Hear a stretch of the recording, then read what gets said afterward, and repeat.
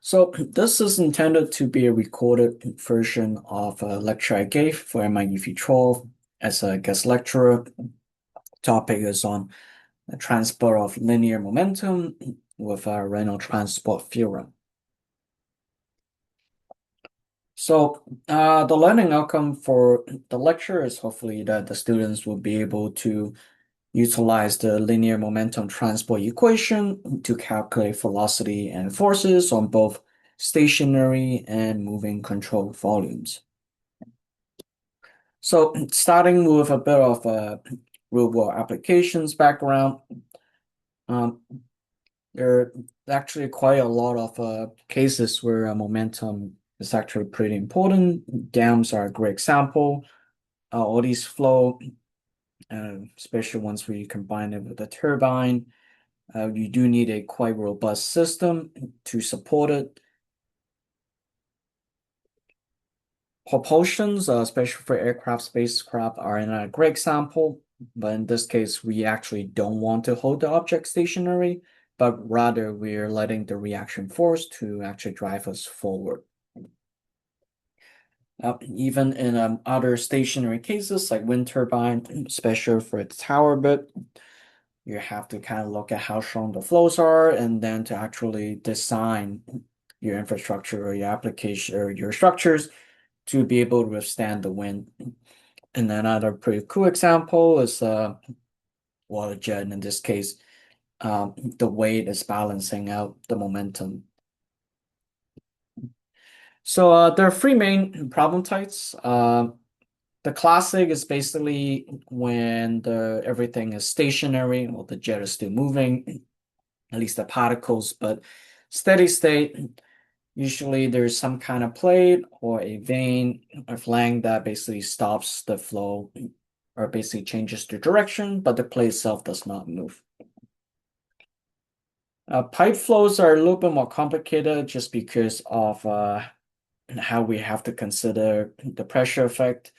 Most of the time in classic, that's basically open to atmospheric pressures, so we don't have to care about pressure force since it's even. But internal flow, we do have to, and we'll talk about it more in an example, but the pressure force is always inward into a control volume.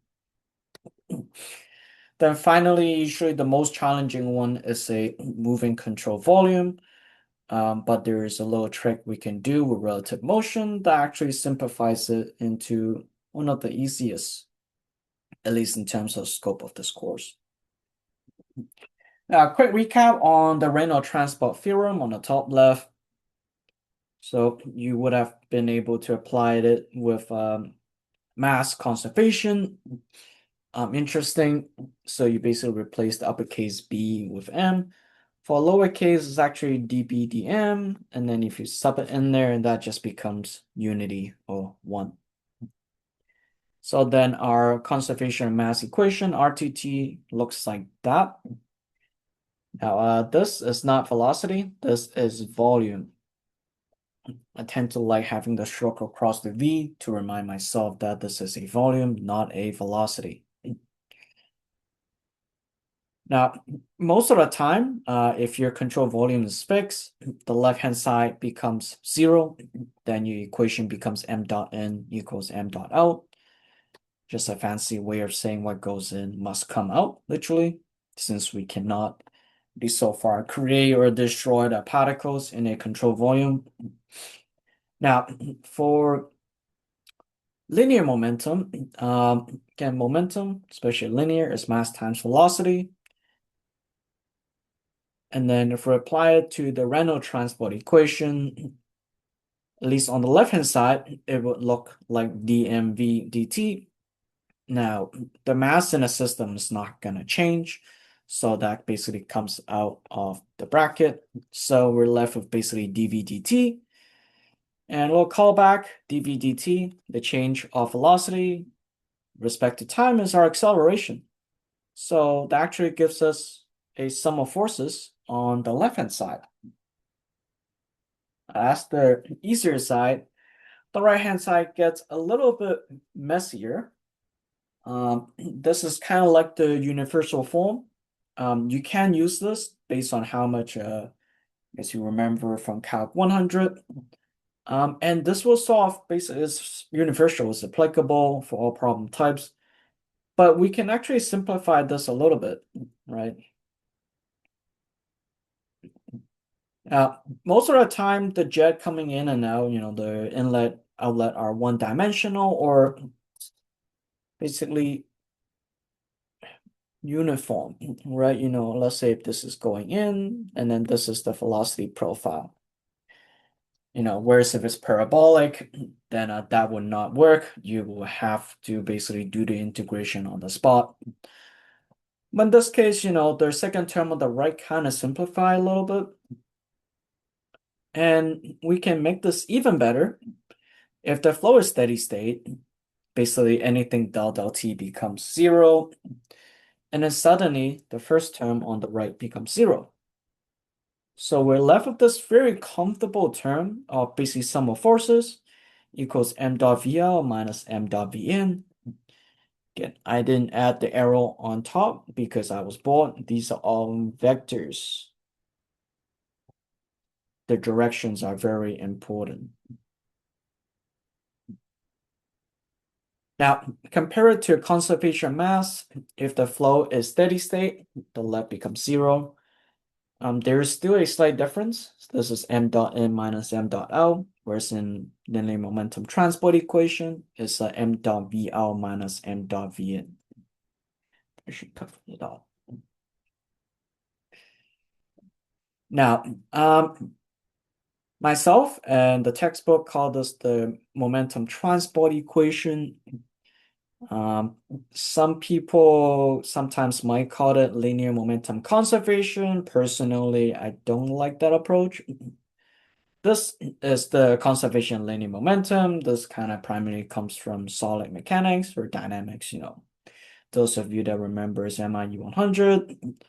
Now you see, these two are not the same equation, right? We have MVN equals MVL, but then that one, what we're learning now is actually m dot VL minus m dot Vn, and then we're going to have a sum of forces. Not the same. Now, you can always use this equation, but for the scope of this course, at least the textbook that we're using, and it actually states it, in this textbook, all the linear momentum transport equation are steady state. So chances are you can get away with using the most simplified, the most comfortable equation, unless, let's say the jet coming in or out of the control volume is non-uniform, then we'll have to refer back to some integration on the spot. Now, let's start with the classic case, non-moving CV. So the linear momentum transport equation, again, this is just from the last slide. We have a jet coming out of nozzle, but in this case, that's our Vn. We're gonna draw our control volume like that. So we get one jet coming in, it splits into two.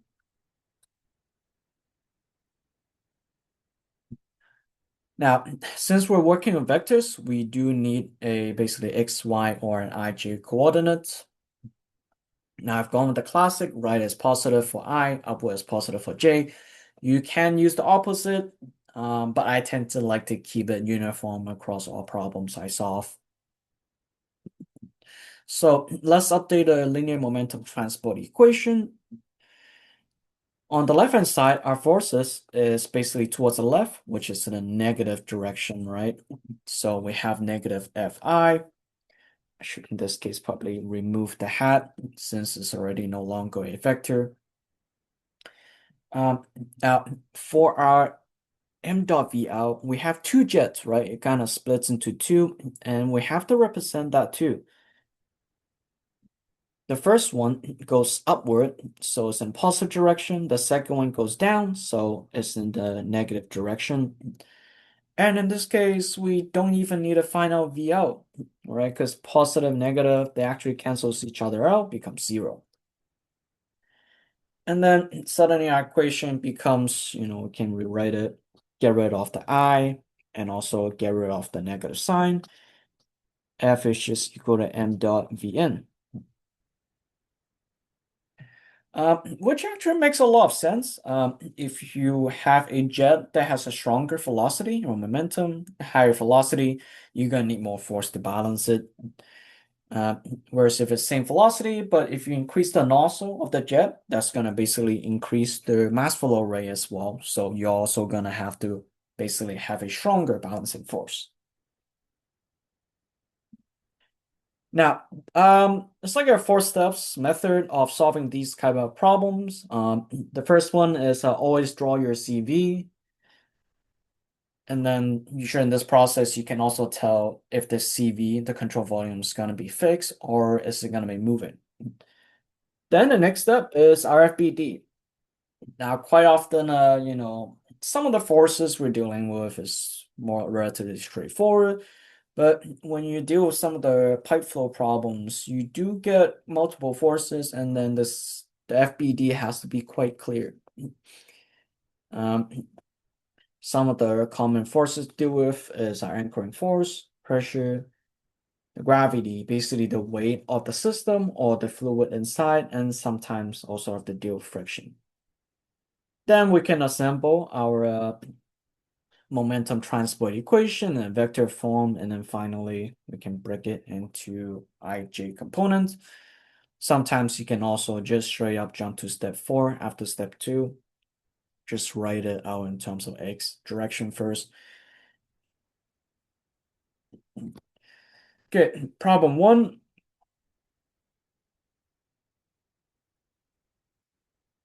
So this is actually a problem from last year's midterm 2, or at least part of it.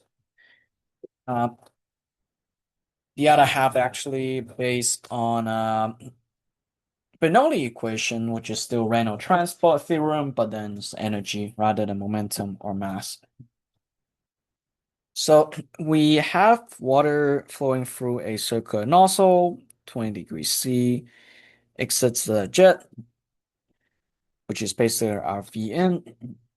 It strikes a curved plate, reverses the flow. The jet now gets deflected, and then the area of the jet is half of what's coming in, or at least each of the individual jet is half of what came in. And then we're also given the force F required to hold the plate steady. Assuming steady state, frictionless, one-dimensional flow. Voila. So basically everything satisfy what we need to use the simplest form of the Reynolds transport equation, the linear momentum transport equation. We're tasked to find dn. Oops, that's supposed to be vn hypo. Yeah, dn will be embarrassing. You can just write 2 centimeters. Anyway, so step 1, we need our control volume.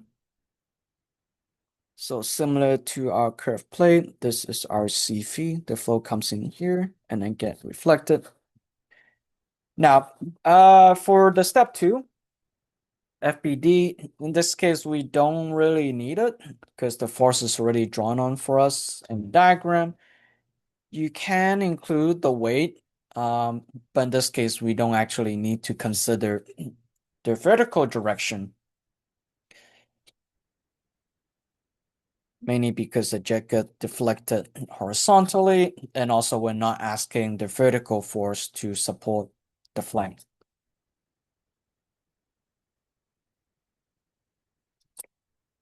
So first of all, we have to sort of calculate the velocity of the jet coming out. And to do that, we're going to use mass conservation, m dot out equals m dot in. Now we are, sorry, so m dot rho AB, so rho A out V out equals rho A in V in. It came in as water. It exited the system as water, not wine. So the rho density cancels out. On the left, the jet gets split into 2, right? So we're gonna have two, and each of them has half of the area. And then on the right, just A in, V in. Now we can already see, 2 divided by 2 cancels out, A in cancels out, and voila, V out equals V in this case. This is not going to be always true in every case, but in this configuration it is. If you run into similar problems in a quiz or midterm, you will have to deduce this on the spot rather than just assuming it directly conserve. Now we can move into step 3, which is our momentum transport equation.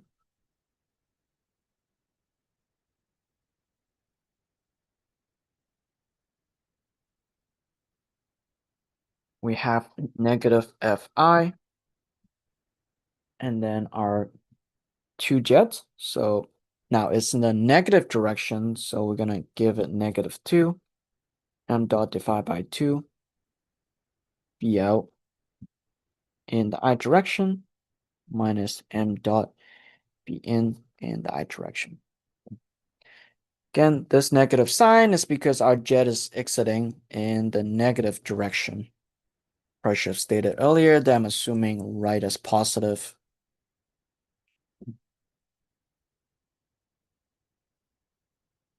Now we can get rid of all the i's because this is basically a one-dimensional problem. Negative f equals m dot v in minus m dot v in. That's because we have also calculated an expression that v out is equal to v in terms of the scale, or sorry, the magnitude.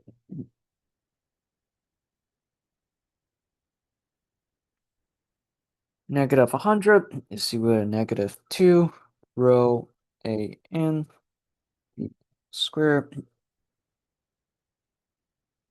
giving us a v in of 12.62 meter per second.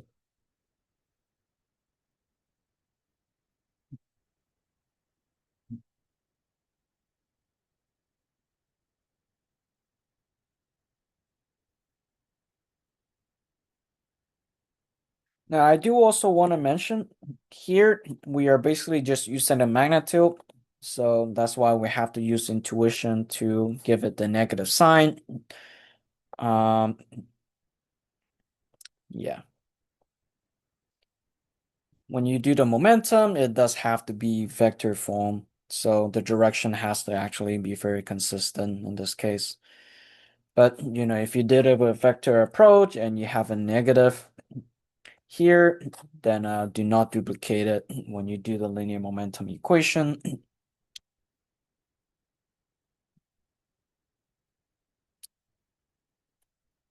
Okay, second problem.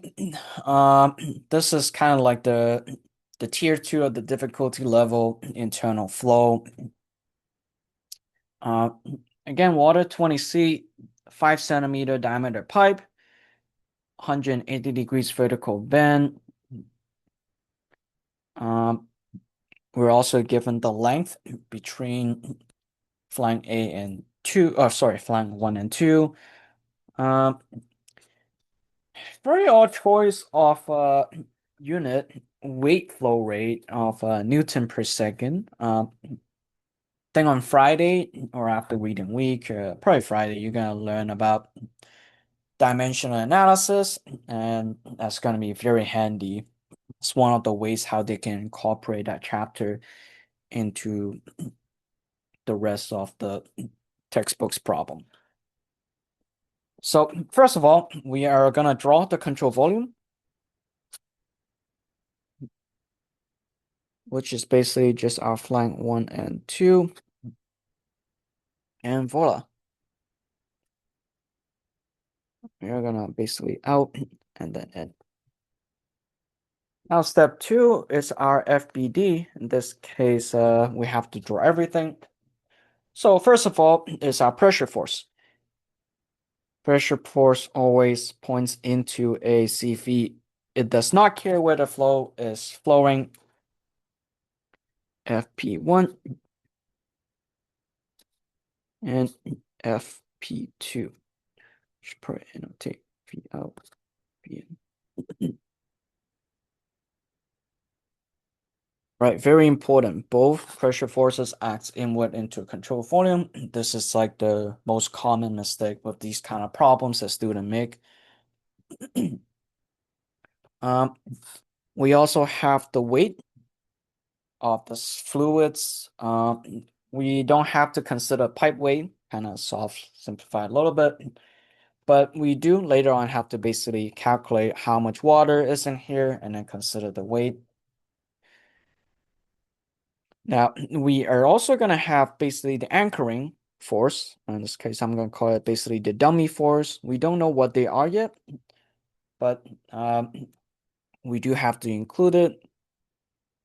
So for the horizontal direction, basically I'm putting Rx, normal reaction, in the X direction. I'm just assuming it's going to point to the left.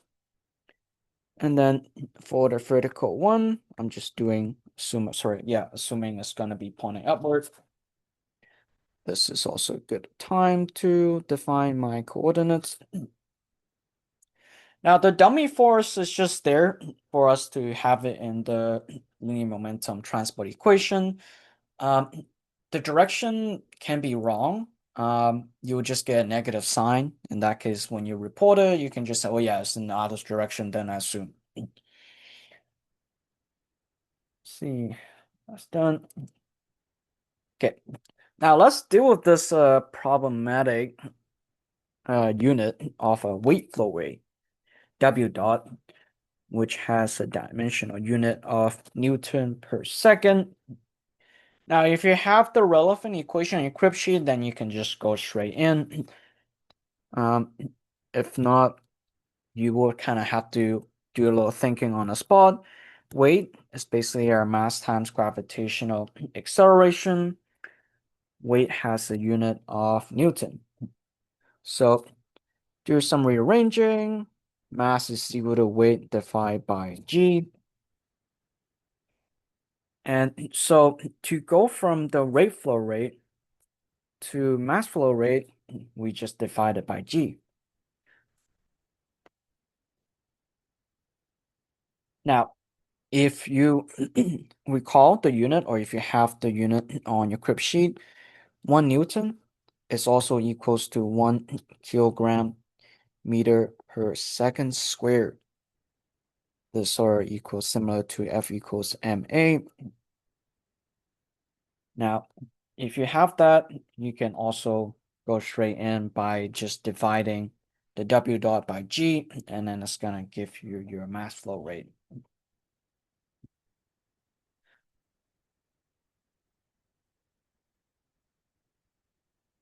So our m dot is equal to 30 divided by 9.81, which gives us 23.45 kilogram per second.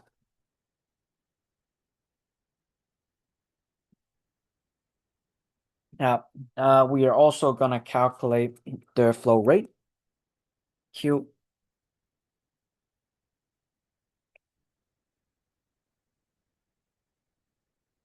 So m dot is equal to rho AV.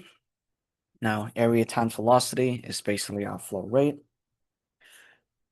So all we'd have to do to calculate the Q is just divide the m dot we have, just calculate it with the density of water, which is 1,000, therefore getting 0.0235 meter cube per second.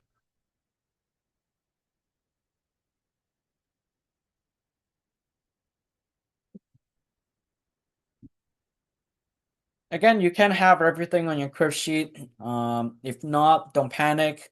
Look at the dimensions, the unit.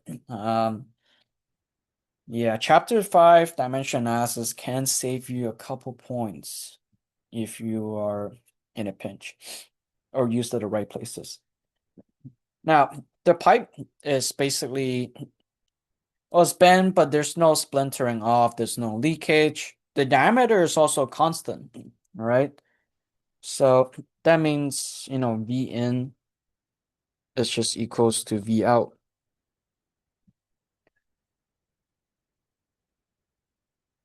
So going from Q is equal to AV.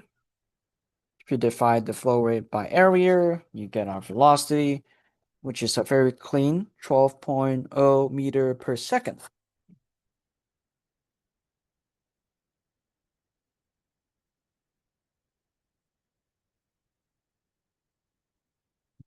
Now we're more or less ready for the linear momentum equation. Just one last thing. Now, we have basically drawn the FBD for the pressure force, but pressure force actually calculated based on gauge pressure.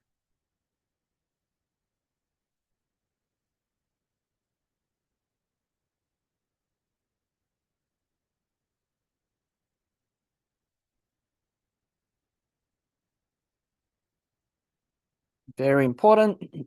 In this question, we are given the absolute pressure here.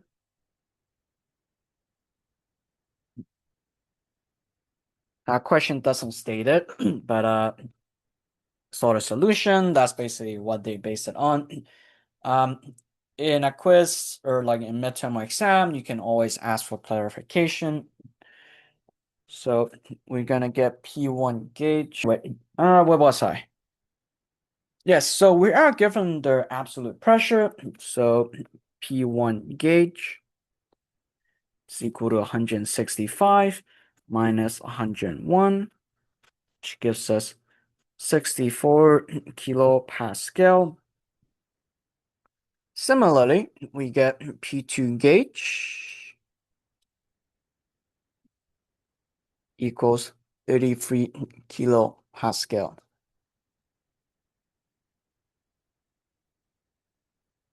Now we can actually construct or assemble our linear momentum transport equation.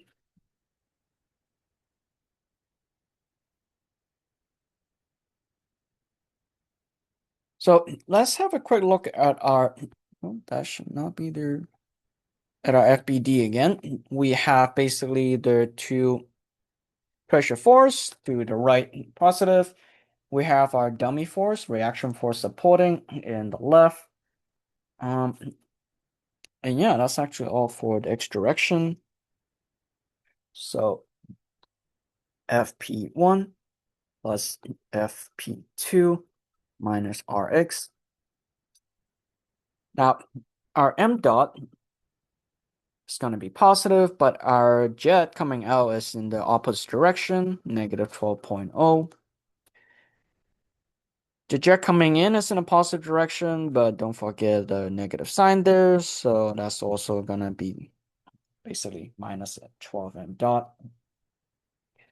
Now, if we sub the values in, 64, don't forget the 1000A, which is just pi r squared plus 33K,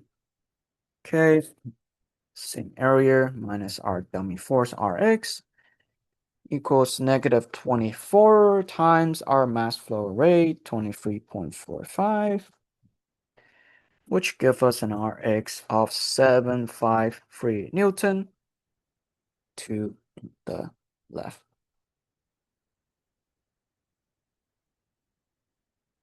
So it's positive in this case because we assume it's in the negative direction.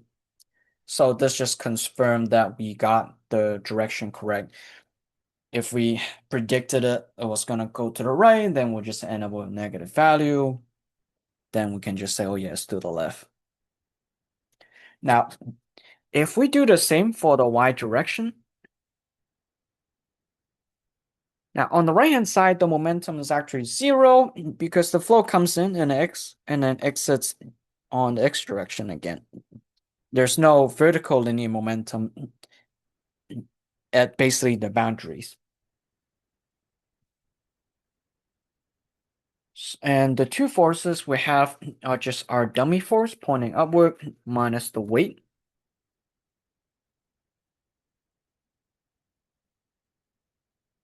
Now, the weight of the fluid, that's one of the things I said we had to calculate earlier. We need the area of the duct times the length of the duct, in this case 0.75 meter, times density, and then our gravitational acceleration, which gives us 14 Newton upward.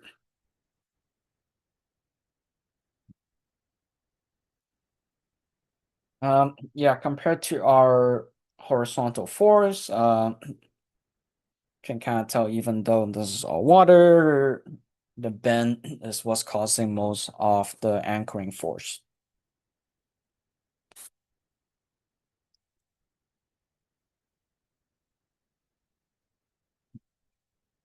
Okay, before I dive into the last problem on moving CV, gonna have a couple slides.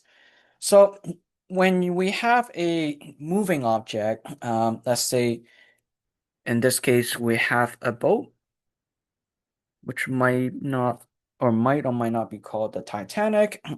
Our object, the stick figure, we're gonna call him Jack, because why not? Let's have some fun. So we don't want to control volume that basically goes from UK where Titanic takes off all the way to New York. That's gonna be thousands of miles. That's gonna be one big control volume. And there are ways to get around it. So let's say, what if our control volume, kind of like a camera, is moving with the boat, the same speed of the boat, right? So it's gonna look like the Titanic is not moving. It's because we're moving a control volume. And let's just say Jack is also not moving in this case. So in the POV of the control volume, the object, the boat, and Jack is actually not moving. Now, we do have to update the momentum transport equation. Instead of just Vn and Vl, we're gonna have basically a relative velocity. So the recap here, Vb relative to A, just Vb minus Va. So V objective, object relative to Cv is basically just V object minus Cv. Now, our linear momentum equation thus become m dot V object relative to CVL minus m dot V object CVn. However, m dot, the mass flow rate, is rho 8v. It has a hidden velocity in there, and now that m dot has to be positive by definition. And that's because, if you define it as mass flow in, but then you get negative, that means the flow is exiting, so it's not like an inlet, it's an outlet. But more importantly, this velocity also has to be reflected with the relative velocity. So this gets into a pretty kind of messy long equation. Now, in this case, Jack is not moving, so our relative velocity are actually zero because Jack is basically the same speed as the control volume and Titanic. You can see how then if you look at the equation, it's not very exciting. So spoiler alert, Jack's gonna run around. Brings us to the next slide. So just the same equation from the last slide. Now, let's say we zoomed in. This is Jack. Now we replace Jack VB. So Jack is actually walking backward 1 meter per second. So similar to what we've done so far, we still need a positive direction. The good thing with moving CV problems, usually they're one-dimensional. So none of that IGK, anything crazy like that. Well, unless you go into angular momentum, then it gets a little trickier. But the idea is still the same. So the boat is moving forward, VA, 2 meters per second. Jack is moving backward. VB relative to A, -1, -2. Again, minus because it's in a negative direction. So we have a negative or relative velocity of -3 meters per second. Now, let's look at the actual problem. So instead of Jack, we have to compress air with VE. Instead of the Titanic VA, we have RV naught. Now the control volume is actually a little overkill here. In the next slide, when we solve the problem, I'll show you a sneakier way to actually simplify the problem even more. But so instead of jack, we have the compressed air. You can just imagine 1,000 little jack just coming out, just a particle, right? It's an endless stream of particles, and it kind of works the same actually. So we're updating the velocity. In this case, the object, Jack, is basically our VE. Our control volume, Titanic, is V naught. The relative velocity then becomes negative VE minus VO. And then the equation updates to m dot relative velocity L minus m dot velocity N. Now again, don't forget there's a velocity in there as well, but then that's going to be a very long annotation. That brings us to the actual problem. So, small boat. Because why not? If you made it this far, might as well have some fun. So, the Titanic is driving a steady state, V naught, steady. We like the word steady. Compressed air issuing from a 3 centimeter diameter hole. Interesting fact about this velocity, 343 meters per second. It's actually Mach 1. VE is Mach 1.0. Um, it's not gonna impact in real life it will impact the physics, but not in the scope of this course. We also given the atmospheric pressure, 1 atm, considering it looks like we're on some kind of open sea, it makes sense. We're also given the temperature of the air coming out. Neglect air drag, the whole drag is kV naught square. Basically, the faster you go, the stronger the drag, which makes sense. And we're also given K, and we're asked to find the boat speed V naught. So how fast is the boat gonna go with this basically supersonic jet of air? So step one is our control volume. So in the last slide, it's just a big rectangle, but we can actually be a little bit sneakier and draw the control volume to basically hug the surface of the boat. The reason is that, we don't have to consider all the other flow coming in at the other direction. It's just gonna basically go over the surface and not in our CV, not our problem. The only basically surface is where the jet is coming out. Step 2 is our FBD. Now, technically, we do have our weight and our buoyancy force, but vertical direction, they balance each other out, not relevant. What does matter is the drag. Now, technically, the drag is basically from the submerged portion of the boat, but it affects the boat overall, which is our control volume, so we do have to consider it. And then we can just apply it to our linear momentum transport equation.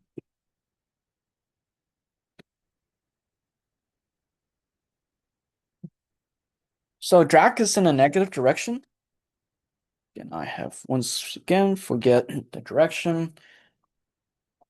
Those of you listening, you should probably put an additional step here.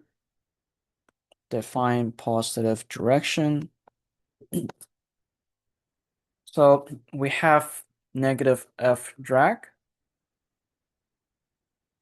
Now our Vn is actually 0 because of the way we've drawn the control volume. Again, everything just goes around the boat. There's technically nothing coming in, and we're assuming this compressed air tank is magically non-perishable. We only have a jet coming out.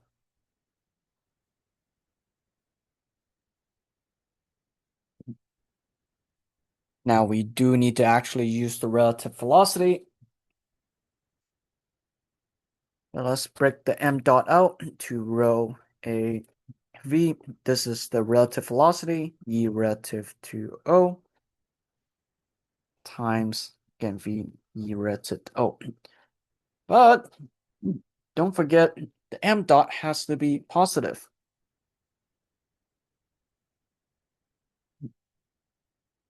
Right?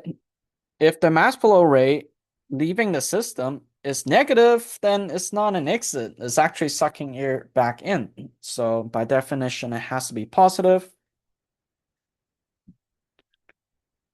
So similar to what we did the last slide, VE relative to O equal VE minus VO, or negative 3 for free minus V naught. Now we can actually plug it into the equation. So negative K V naught squared is equal to rho A 3 for free plus V naught. Basically, I took the magnitude times negative 3 for free minus V naught. And we're gonna get a V naught of 2.27 meter per second. So even though our jet is coming out at a supersonic Mach 1.0, our boat, little Titanic, is moving at a pedestrian pace of 2.25 meter per second. Guess there's a very good reason why we do not use these types of propulsion on actual boats.